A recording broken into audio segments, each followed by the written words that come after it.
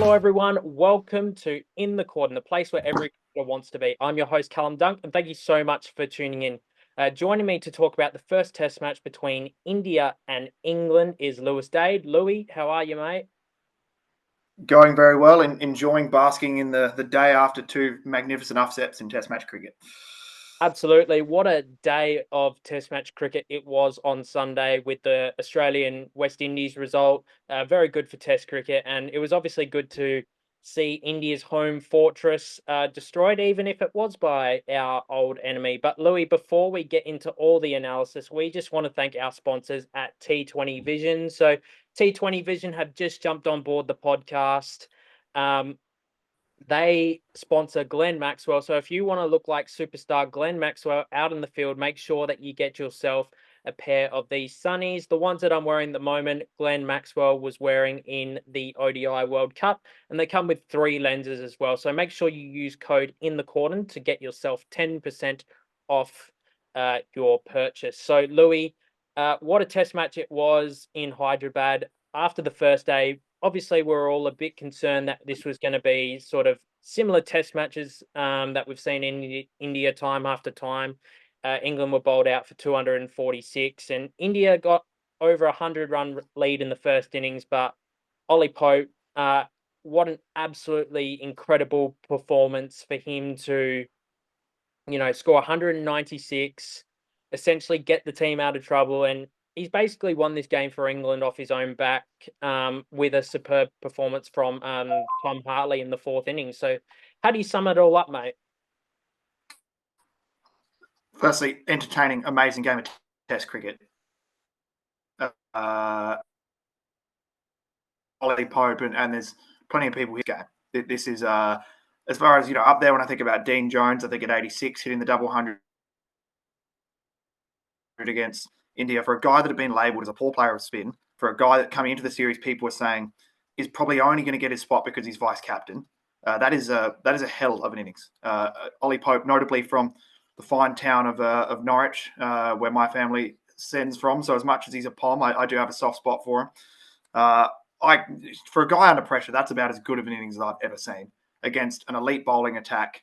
India let themselves down. There's no doubt about it. Tom Hartley, credit to that selection, because there's a lot of criticism of the Poms for picking spinners just because they're tall or because they like their release point or this, that, the other. But that is a hell of a win. And I've been pretty critical of this English side as far as the hype not matching the results. But that was, amazing to watch. And even Ben Stokes chipping in with that run out, despite the fact he can't bowl, he continues to prove he's just a winning player and a guy that you want in a tight game, doesn't he? Oh, absolutely. Ollie Pope, he looked pretty ordinary in the first innings, if I must say so. But the fact he was able to respond, he was able to play the sweep and reverse sweep quite well. He did get a life on about 110 or so, but the fact that he was able to cash in and really dig deep in this innings was so critical for England. And he's probably the biggest story out of this test match. But the second story, I suppose, is Tom Hartley, who, looked a bit nervous in his first innings, and Jaswal took him to the cleaners in his first couple of overs in Test cricket. But the fact that Stokes was able to nurture him through that first innings, that's what's led to this outstanding performance on debut. And we talk about Todd Murphy about 12 months ago, taking 7 for, but the fact that Hartley was able to bowl his side to victory, first game in Indian conditions, Jack Leach under a serious injury cloud.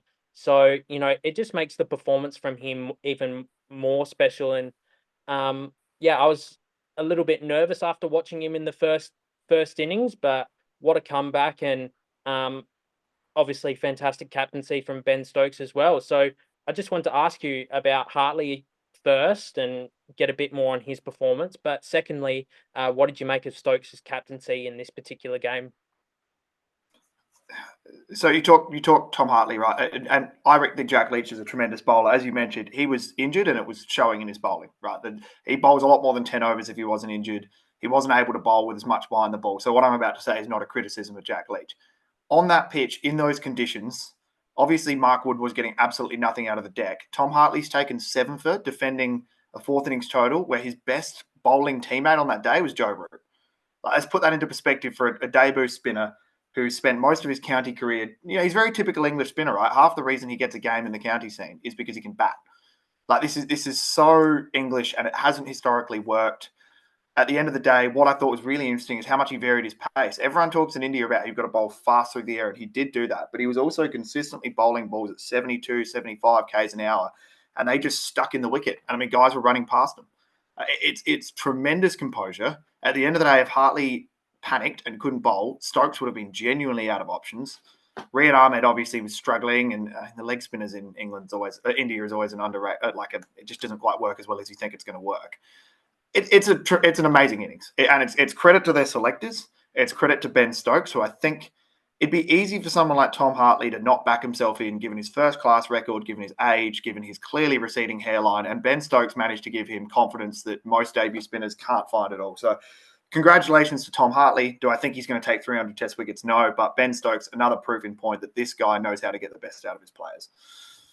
Yeah, I certainly think that Tom Hartley can play a role for England in the subcontinent in the future, but obviously when Jack Leach is 100% fit, I think he is certainly the best spinner in the country, but obviously he provides some really handy backup. Louis, I just wanted to touch on India, and they're obviously really good signs in this particular game. KL Rahul looked good again. Um, Ravindra Jadeja looked good with the bat. Probably a bit more expensive with the ball than we've seen him previously.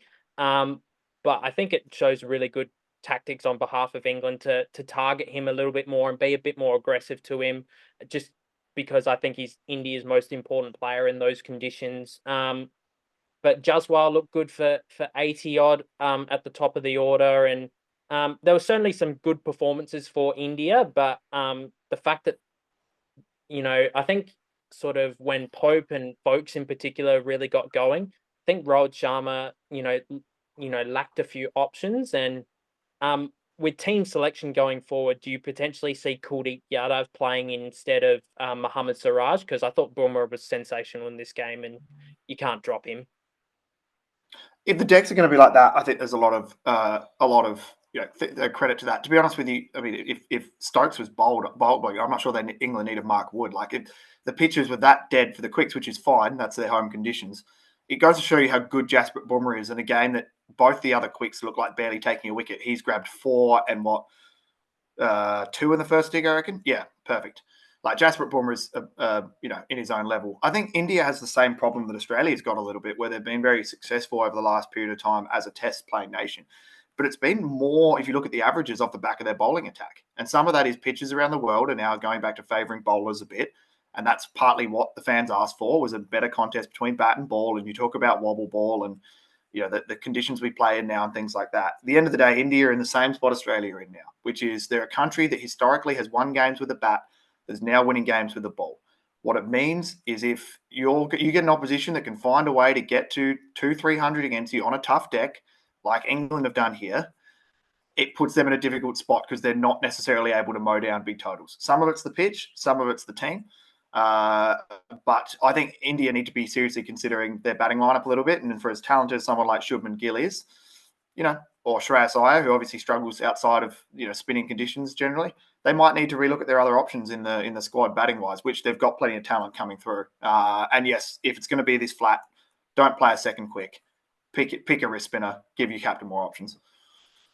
Yeah, absolutely, mate. I'm a big fan of Kuldeep Yadav, and I just want to see him play some Test cricket. And obviously, you can't drop Ashwin or Jadeja, and Axar Patel has been so critical for this team over the last 2 years in those conditions, and obviously, provides so many, provides us a significant option at number 9 with the bat. So, I think India do need to rethink how they want to structure up going ahead in this series, but at the same time, I do think they'll stick with this 11 for the second test in Vizag, which starts on Friday. But for England, do you think that they're going to be making any changes? Would you be looking at Jimmy Anderson coming in?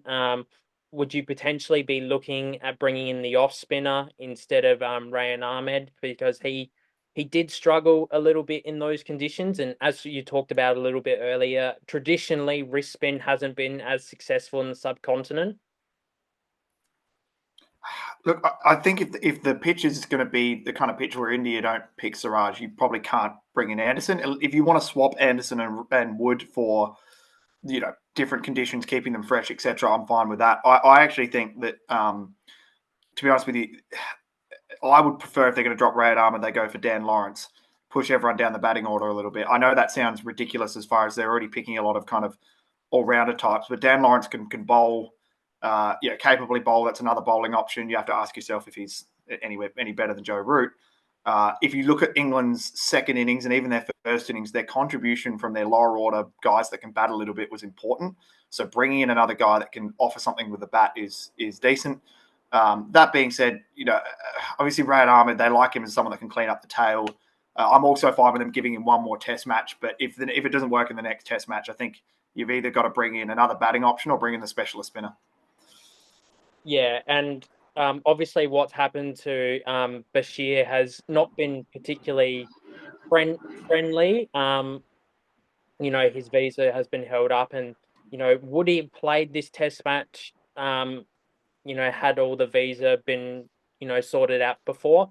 I don't know, but I think with the I think just with being able to spin the ball the other way compared to Leach and Hartley, I would certainly be looking at that as a point of difference. And as you touched on in this test match, there was a significant reliance on Joe Root, and is he able to keep up these bowling workloads in the series, particularly if he had some big innings with the bat like he did last time in 2021? So, um, Louis, before the Test series, I actually made the prediction that India would win this 4-1.